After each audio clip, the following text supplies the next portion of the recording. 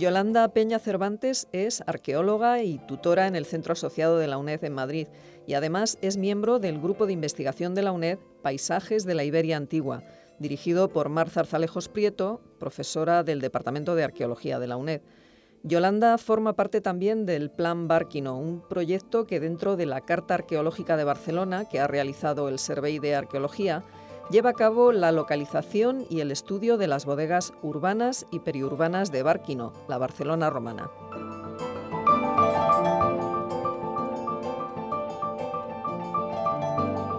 Por su parte, Virginia García Entero es profesora de arqueología en la UNED y, entre otros muchos proyectos, lleva varios años investigando en el yacimiento de Carranque, en la provincia de Toledo, donde hay una villa romana impresionante en la que se producía vino y, sobre todo, aceite de oliva. Bueno, pues las dos nos acompañan hoy en el programa para hablarnos sobre la producción de vino y aceite en época romana.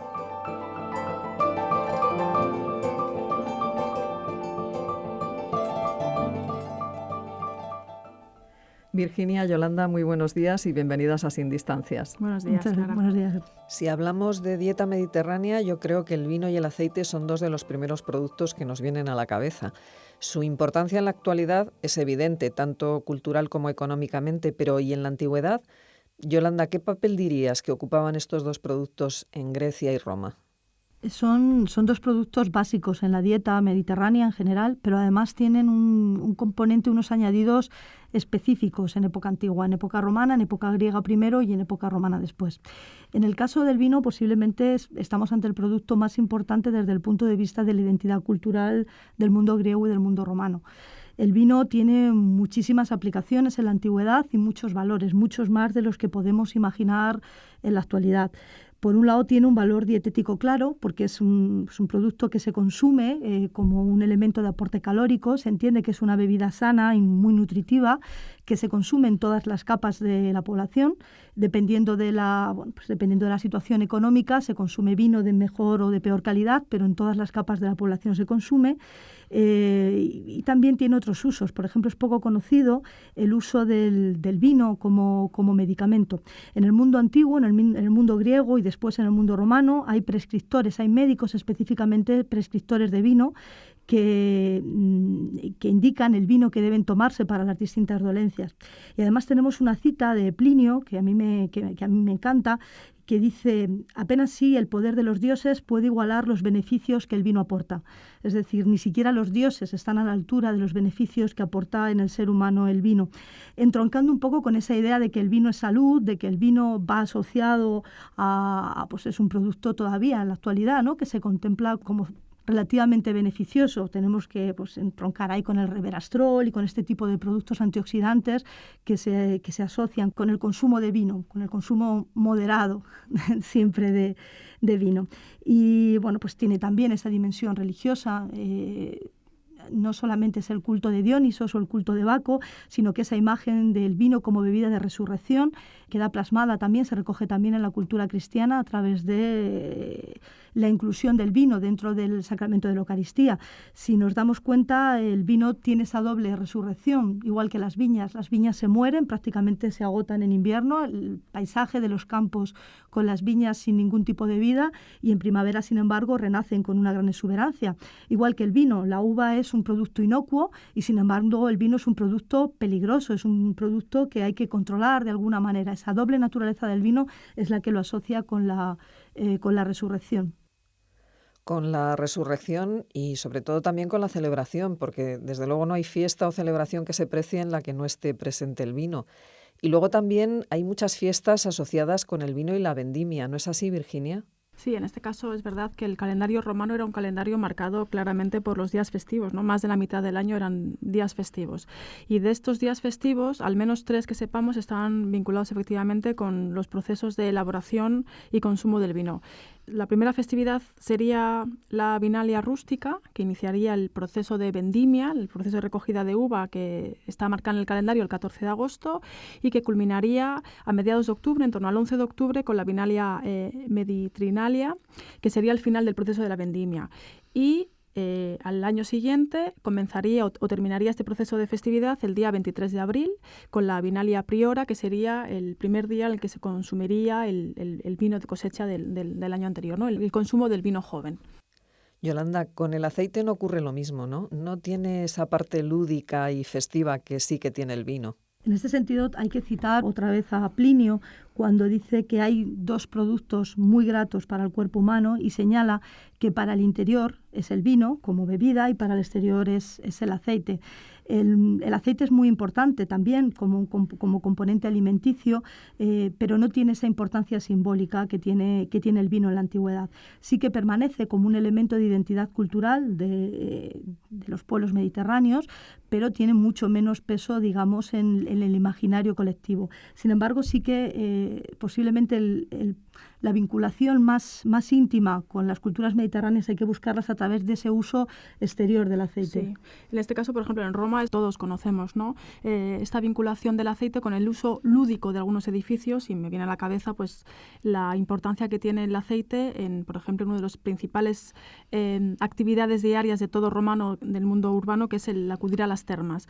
Y muy vinculado con el disfrute de las termas, del circuito balneario, era la aplicación de ungüentos y de aceites durante todo este circuito. También se utilizaba el aceite para la fabricación de distintas recetas médicas que podían curar pues problemas de encías, de estómago. Y luego, vinculado precisamente con las termas, uno de los principales actos evergéticos que podían hacer los municipios de muchas de las ciudades romanas era los repartos de aceites, siempre vinculados no tanto para el consumo, sino también vinculados con las termas, ¿no? Para el disfrute de estas salas templadas en las que uno podía disfrutar de masajes y de este tipo de cosas tan estupendas. Virginia, ¿podrías explicarnos con más detalle en qué consistían estos repartos de aceite? Sí, como digo, una de las principales acciones evergéticas, es decir, todas estas actividades que los municipios de las ciudades ponían a disposición de la población, pues como un acto de publicitarse ellos mismos, ¿no? Bueno, pues conocemos a través de la epigrafía sobre todo la construcción vinculado con las termas, ¿no? Por ejemplo, la construcción de pórticos, la reforma de ciertas salas termales, la dotación, por ejemplo, de nuevas bañeras, todo esto es muy rica la epigrafía en ese sentido. Bueno, pues entre estos actos para publicitarse, dada la importancia que tenían las termas en la propia sociedad romana, pues estos municipios, estos cargos municipales de las ciudades, lo que hacían era repartir a la población aceite para poder disfrutar de esos aceites en las termas. Estos son esos repartos generalizados que se hacían, como también conocemos repartos de cereales en otras épocas. Y de aceite. Y de aceite también Roma. para el consumo. Quiere decir que había repartos en ciertas épocas de carestía que los políticos utilizaban como una forma de propaganda política, ¿no? De sí mismos. Pues entre ellas conocemos también los repartos vinculados con los aceites para ungüentos y ese tipo de cosas con las que se disfrutaban las termas. La base de los aceites en el mundo antiguo es siempre el aceite de oliva. Al aceite de oliva se le añaden elementos para conseguir propiedades específicas o curativas o simplemente olfativas. El perfume en el mundo antiguo tiene una gran importancia. Uh-huh. Conocemos muchas perfumerías urbanas, hay una cultura del perfume y sobre todo vinculada, como dice Virginia, al mundo balneario, uh-huh, muy, muy importante. Bueno, pues si os parece, podemos dar un repaso a cómo era todo el proceso desde el cultivo hasta la recogida y la elaboración de estos dos productos, tanto del vino como del aceite, cuyas técnicas prácticamente se han venido manteniendo hasta prácticamente mediados del siglo pasado, ¿no? Inalterables. Sí, la verdad es que tenemos la inmensa suerte de que todavía en muchos pueblos permanece la misma tecnología que encontramos en el mundo romano, tanto para la extracción de vino como para la extracción o la elaboración de vino y la extracción de aceite. La tecnología prácticamente no difiere desde época de Augusto, desde el cambio de era hasta la industrialización de los procesos de elaboración del vino y el aceite. Sí, sí, porque os quería preguntar cuáles son, a la hora de vosotros estudiar, investigar tanto el uso y el cultivo del vino y del aceite, ¿cuáles son vuestras fuentes para conocer cómo se hacía en época romana? Realmente, en el caso de Virginia y mío, ambas somos arqueólogas y nuestro análisis se encaja dentro de esa arqueología de la producción, es decir, el estudio de las evidencias arqueológicas. Pero este estudio de las evidencias arqueológicas es incomprensible sin el apoyo, por supuesto, de las fuentes escritas. En el mundo romano, heredado del mundo púnico, del mundo cartaginés, hay una afluencia, una relativa presencia de tratados de agronomía. Realmente son tratados prácticos en los que se dan órdenes concretas vinculadas a los trabajos del campo y a la elaboración, por supuesto, de vino y aceite. Cabría destacar entre estas fuentes literarias que utilizamos para reconstruir estos procesos de elaboración, en el caso hispano y en general en todo el imperio, sería el caso de Columela.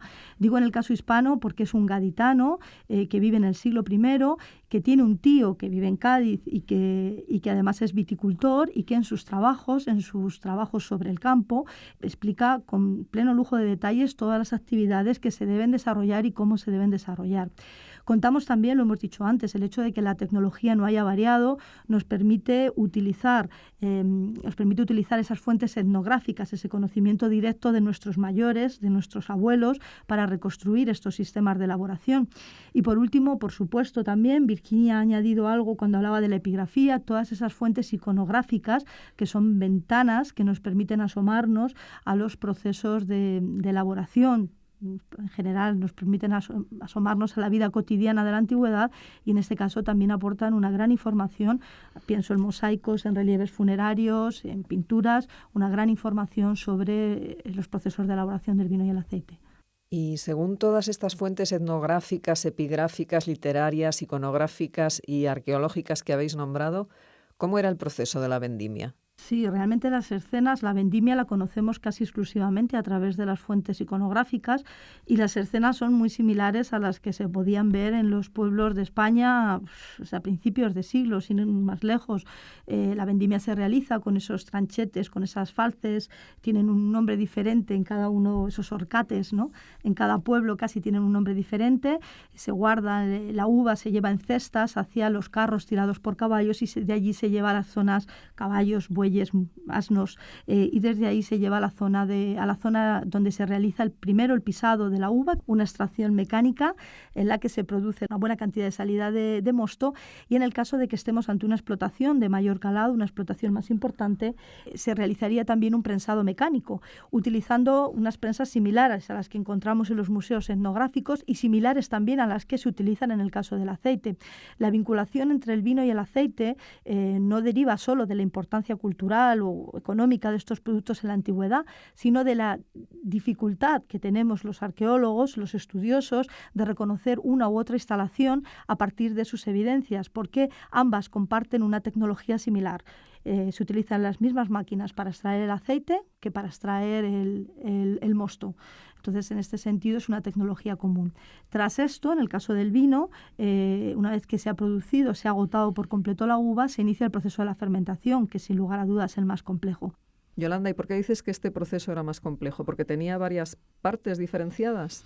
Porque en el mundo antiguo hay muchos problemas para estabilizar el vino. Todos sabemos que el vino se produce por una reacción, por la transformación del azúcar que contiene la uva en alcohol en contacto con el oxígeno. Ahí entran en juego unas levaduras, que son esas famosas Saccharomyces cerevisiae, que están en el ollejo, en la pruina de la uva, y que directamente en contacto con el oxígeno comienzan a degradar el azúcar y comienzan a generar alcohol.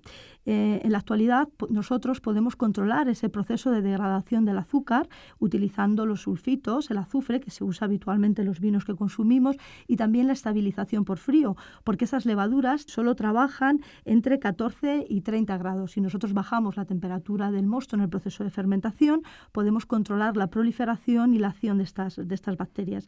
En época romana no pueden controlar estas bacterias. ¿Qué implica eso? Que esas bacterias degradan azúcar y la convierten en alcohol. Cuando ese azúcar se ha acabado por completo, comienzan a degradar el alcohol y comienzan a convertirlo en vinagre, y el vino se pica y se echa a perder. Entonces, el principal problema que tenemos en el mundo antiguo es precisamente el proceso de conservación, y eso provoca que el vino antiguo sea muy diferente a cómo concebimos hoy el vino en la actualidad. En primer lugar, en la mayor parte de los casos sería un vino en blanco. Un vino en blanco porque se retiraría, en el caso de que se prensara uva tinta, se retiraría rápidamente el ollejo para evitar la proliferación de estas bacterias. Entonces conseguiríamos un vino rosado, uno de esos claretes que todavía son tan habituales, sobre todo, pues iba a decir en tierras castellanas, pero no solo. Y serían vinificaciones mayoritariamente que utilizarían utilizarían uva blanca. En este caso, para hacer vinos, los vinos que se conservarían, los vinos destinados a consumo suntuario y los vinos destinados a perdurar en las bodegas, serían sobre todo los vinos blancos, utilizándose estos rosados solo para el consumo del vino de añada. Y además les añaden una gran cantidad de elementos para conseguir su preservación. En ese sentido, por ejemplo, en el caso de Carranque hemos localizado yeso. Efectivamente, en la villa de Carranque, de la que hablaremos luego con un poquito de detenimiento, detectamos en una de las cubetas de recepción del mosto, en el fondo, una pella de cal que creemos poder vincular con esos procesos de estabilización del proceso de fermentación del mosto. Existen otros añadidos, no solamente el caso de la cal. Es muy significativo, por ejemplo, y muy curioso a los ojos actuales, el añadido de agua de mar o de sal con función bacteriana, intentando reducir ese trabajo de las saccharomyces, de las levaduras, y también, por ejemplo, el añadido de mostos jóvenes. Para mantener los vinos, lo que se hace es ir añadiendo mostos y vinos jóvenes que todavía tienen azúcar en su composición, con lo cual, de alguna manera, se alimentan estas bacterias y sirven como conservantes. Es el mismo proceso que se utiliza en las bodegas de Jerez en la actualidad. Lo más parecido posible que podemos tener hoy en día sería el vino de la denominación de origen de Jerez. Bueno, Yolanda, me parece increíble y curiosísimo que ese vino de Jerez, mundialmente conocido y apreciado, haya mantenido el mismo proceso de elaboración que los vinos de época romana. De hecho, es más curioso todavía si pensamos que uno de los principales núcleos de la viticultura antigua es Cádiz. Hablábamos antes de Columela, el origen del vino, el origen de la entrada de la uva, y se comienza a generalizar la fermentación de vino. Posiblemente también debemos vincularlo con los fenicios que llegan a las costas gaditanas, y es verdad que en torno a Cádiz debe haber porque desgraciadamente arqueológicamente lo conocemos todavía poco, una potente industria destinada a la transformación vitivinícola. Virginia, ¿y el proceso de obtención del aceite es igual de complicado que el del vino? No, es mucho más sencillo, ¿no? Es más sencillo porque no requiere de esta transformación química, ¿no?, que ocurre en el caso del vino. Y hay una parte que comparte con el propio proceso de elaboración de vino, que es este proceso de prensado, que, como bien ha dicho Yolanda, arqueológicamente a veces, si solamente tenemos esas evidencias, nos cuesta mucho saber si se estaba produciendo vino o aceite en estos torcularia.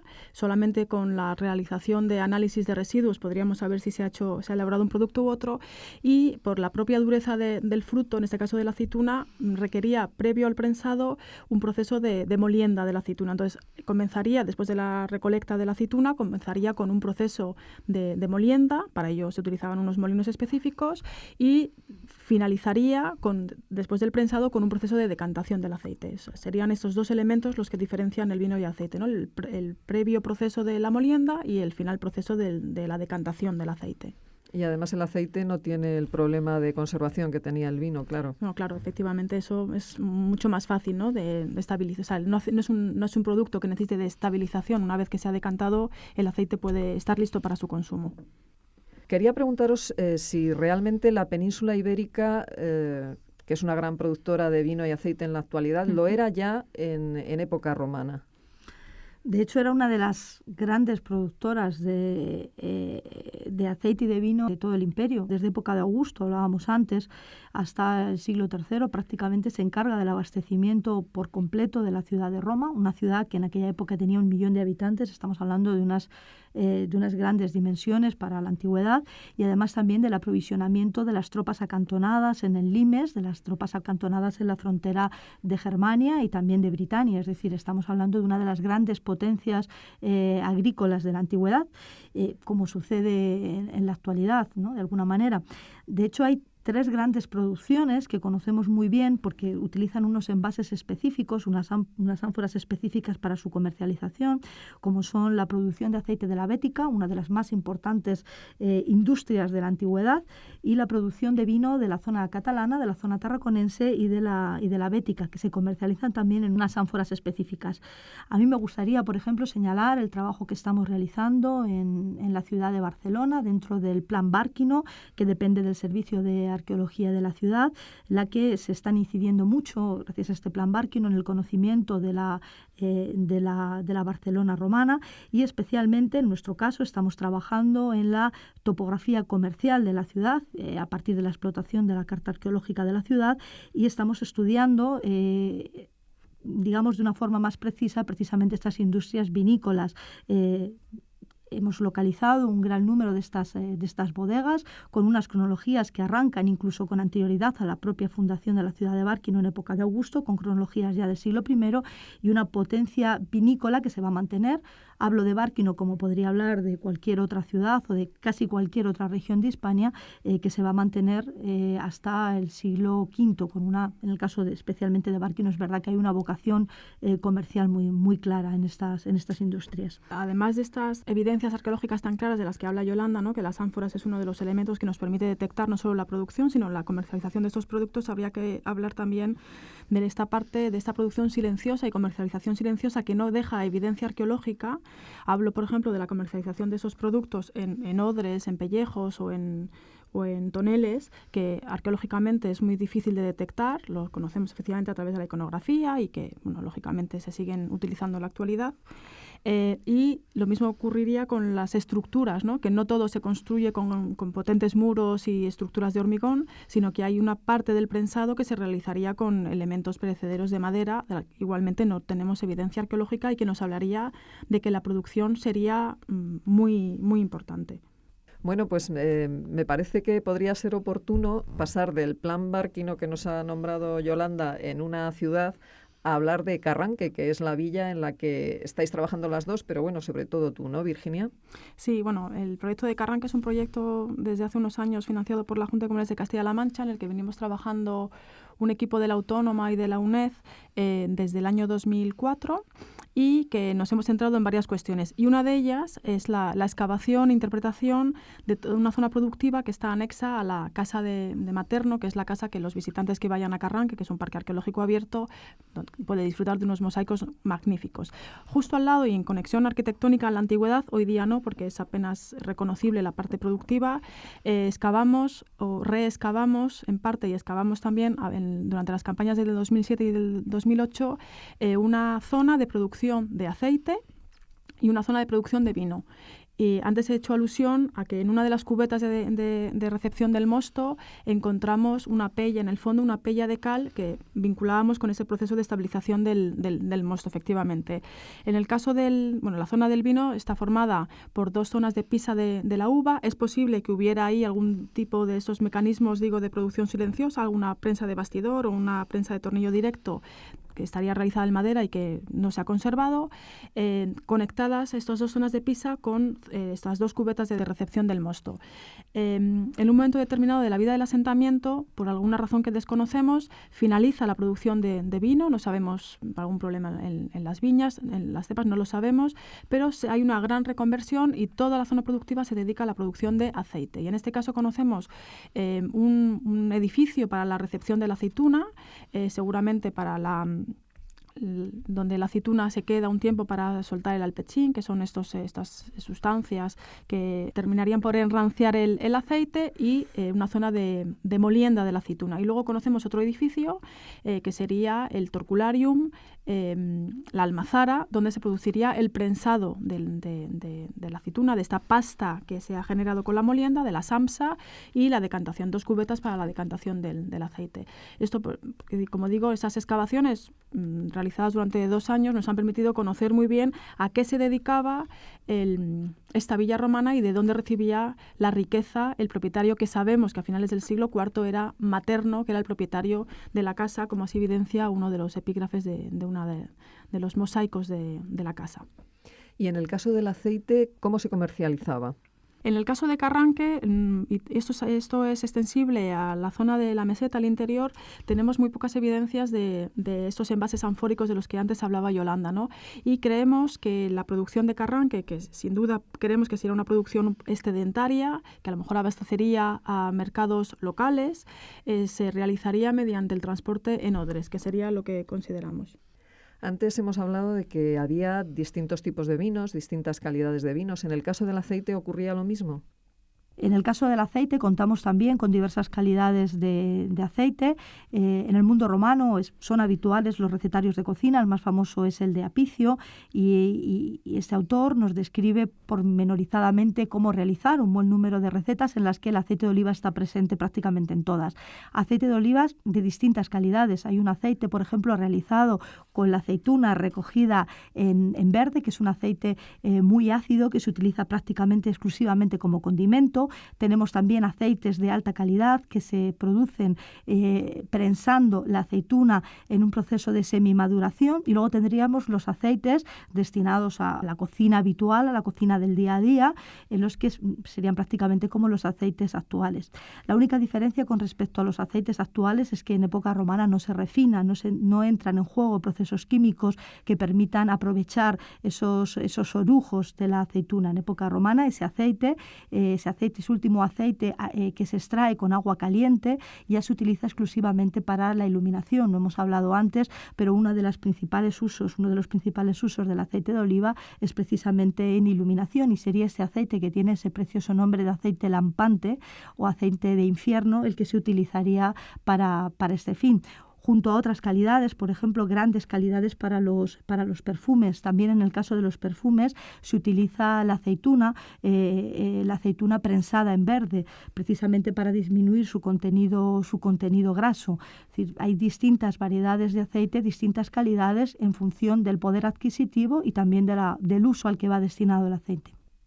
Este aceite de calidad, por ejemplo, era también utilizado en las ceremonias funerarias. Sabemos que en el mundo griego y posteriormente, evidentemente, en el mundo romano, se utilizan aceites justo en el momento de la cremación, en principio simplemente con una funcionalidad que es propiciar la cremación, incrementar el efecto del fuego. Posteriormente, en época cristiana, cuando se produce el cambio de rito hacia la inhumación, se mantiene esta práctica y, de hecho, fosiliza este uso ritual del aceite, fosiliza en nuestra religión o en la religión cristiana, fosiliza a través de la unción de enfermos, en las que también son los óleos sagrados, es decir, el aceite sagrado, el que se aplica justo antes de morir. Es decir, este uso religioso del aceite del que hemos pasado de puntillas, ¿no?, con anterioridad. La producción de aceite y vino en época romana, ya vemos que la actualidad es muy deudora de Roma. Virginia García Entero, profesora de Arqueología en la UNED, y Yolanda Peña Cervantes, arqueóloga, muchísimas gracias por habernos acompañado esta mañana en Sin Distancias. Gracias a ti.